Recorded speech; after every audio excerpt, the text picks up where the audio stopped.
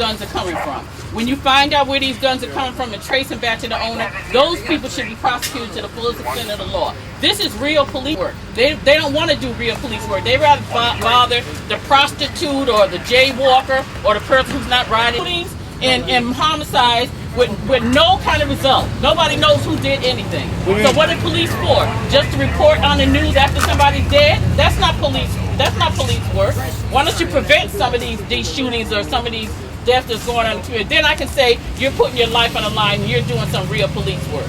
This is a community police station. It's because you think they're up to something. That's crazy.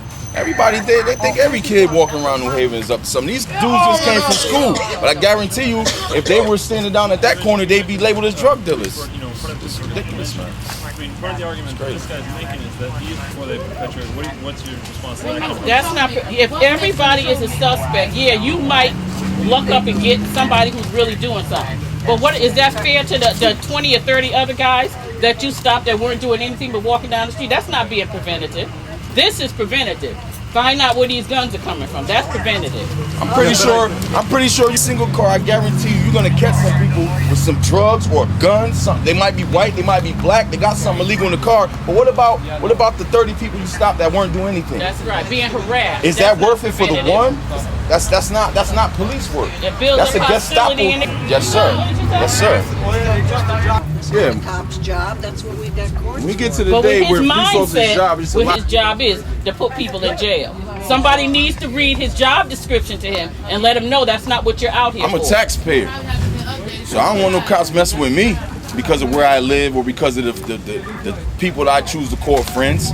That's ridiculous. I go to work every day. I pay taxes. I don't want to be the way I dress or how I look. That's not community policing. That's occupation. And you know it's down the street. And they have the nerve to do something like this profiling just 2 blocks away. How did they think that they could possibly get away with that and nobody would complain? Yeah, do that because it's not impacting them. But when it's impacting our kids who are walking down the street, coming from school, not doing anything, not being suspect of anything, we're concerned about that. That's right. And it's not even on profiling. Right. We're here talking about the war, but it's not physically taking down the wall. We want to mentally take down the wall. We got to change the mindset. It's the mindset because they can take that wall down today, but it's still going on. This is not an isolated incident. This is not just some practice that some lone officer decided to come out and do on his own. This is a practice. This is a systematic practice in our police department. This guy just had the cojones to bring it out and show people. I don't know what gave him the boldness to do that, but this is something that's been going on for years in New Haven. Now, and that's exactly why we need a whole new administration in this city, if anything's ever going to change. Because all they do in this city is divide the community up. One side of the community is told, don't go around these people because they're scary, they'll rob you, they'll do all of this to you. So you divide the community up, and then you have people, and that side of the community will support this craziness that he's talking about. But what about the rest of us? How do you think that makes us feel? That we have one side of the community saying, yeah, stop every single one of them that walk down the street because they're probably up to something, they're probably committing some crime. Yet worried about stuff that doesn't mean anything to us. Now, we're not going to stand by and allow it to happen. I don't care who supports it. That's right. Years we've been doing that. And where's the support behind that? If they want to stop the violence in New Haven, there's a place that the guns make a couple stops before they reach the hands of some 14, 15-year-old kid on the corner. They make a couple stops. They start with some guy out in the suburbs, a guy with a knife selling those guns. And he goes home at the end of the night while our kids are dying. And our kids are getting arrested for the guns they're supplying, and they're not going to jail for it. That's not policing. That's not policing. They had a cop in Hamden a couple years ago selling guns to kids in New Haven. Got caught. I haven't heard nothing about it yet. I see more stuff about kids in New Haven shooting each other. I haven't heard nothing about that since. Whatever happened to him? This was a police officer selling guns to kids in New Haven. A police officer.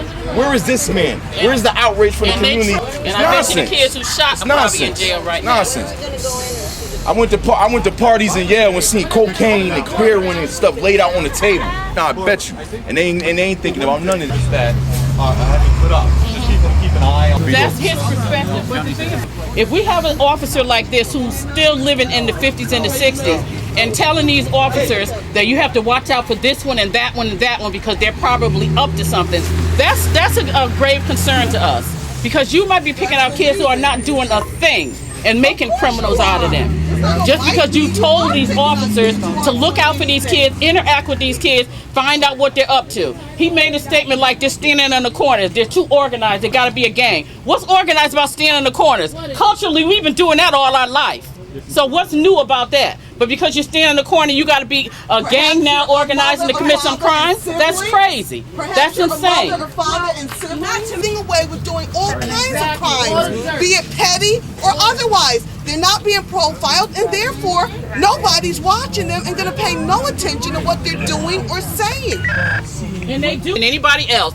Every child out here has a right to be safe. Absolutely. There's nobody in this community that's any better than anybody else. No. And if your kids are not being stopped and profiled, why should our kids be stopped and profiled? Absolutely. That's all I'm asking. Barbara, even though the wall is down, do you think... I said, we said step one is the wall come down, but we recognize taking the wall down does not change the mindset of the people who think that they can do things like this in 2008. That they can walk up and down the street and profile people and say, and somehow excuse it as something legal, like we're trying to prevent something. Like I said before you came, if you want to really prevent something, join this campaign. We want to know where these guns are coming from, and we want these kids that are out here going to jail for having guns. We want to trace back where them guns came from. We want those people prosecuted to the fullest extent of the law. This is real police work. This is what we want you to do, not out here looking for something to say that our kids are doing. This is what they do. Do the real work. Find out who's pushing these guns to our kids. Taking the wall down is one step. They have to change the whole mindset of the police department. They have to bring back community policing, where the police in our community care about these kids. They're not looking at these kids as they're some kind of criminal. So we got to change that mindset. Today is not going to do that. But somebody on the top needs to recognize that this kind of device and scare tactics is not going to bring this community together. And if that's what we're concerned about, is bringing our community together. It's been divided long enough.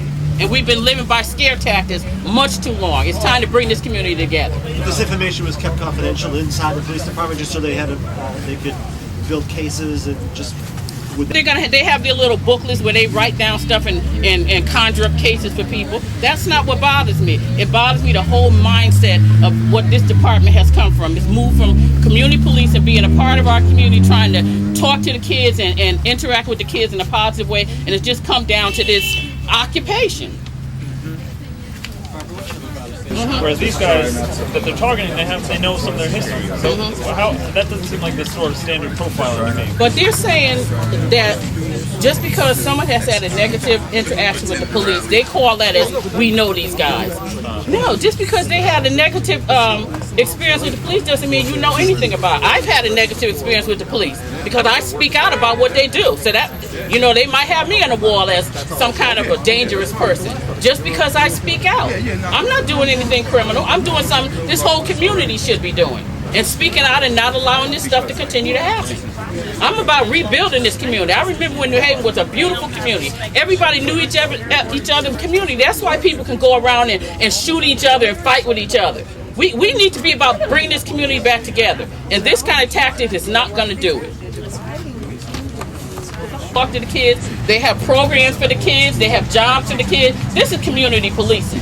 Those are the officers you don't see out here. They would never think of anything like this to do in our community. Barbara, tell us about some of your upcoming activities, events you have, films, discussions. Well, workshops. One of the things we're working on, but it's in the near future, we're planning on having a drug policy conference in New Haven sometime in the spring, and we're bringing people from around the country to come here and open people's eyes about the drug war and what it's really about and how it has truly impacted the New Haven community. You've also shown a film in the community about Mumia. Oh, I've showed quite a few films in the community. Matter of fact, my son has a film he wants to show now. It's a 2-hour film that he has about the drug war. So we want to try to show that before we bring these people from around the country to talk about in our conference to talk about it. And you would invite the police department to come to those events? Of course. Like I said, it's not anti-police. It's these few officers that mess it up for the whole lot of the good ones that are doing a good job.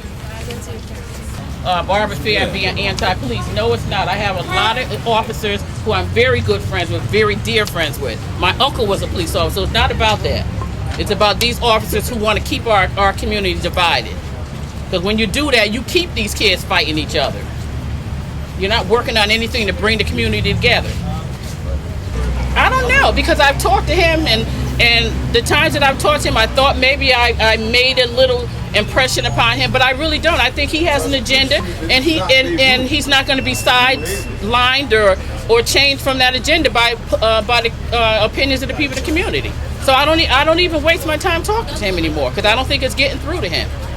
I mean, the more you talk to him, the more weapons he thinks about we need in the community. We need more dogs and rifles and bigger guns and SWAT teams. I mean, what movie is he watching? He needs to get back to 2008 New Haven, Connecticut. Watching. This is not New Haven. Our kids get in enough trouble without somebody inventing stuff for them saying that they're doing. That's like they want to put the gun smoke detectors on top of the buildings around here so they can sort of pinpoint a location of where the shots are coming from.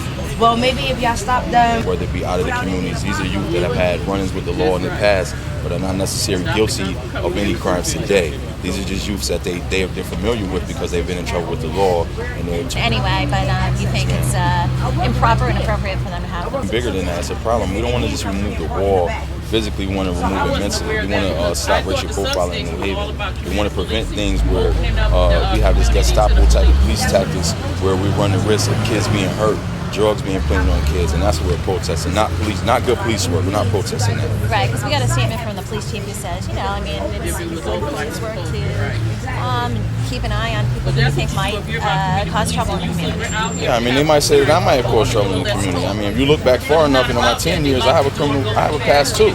So, but today I'm a working man and I'm a taxpayer. Should they target me? Should they watch me? Should they follow me? First name? SHELTON and TUCKER, yes, from New Haven.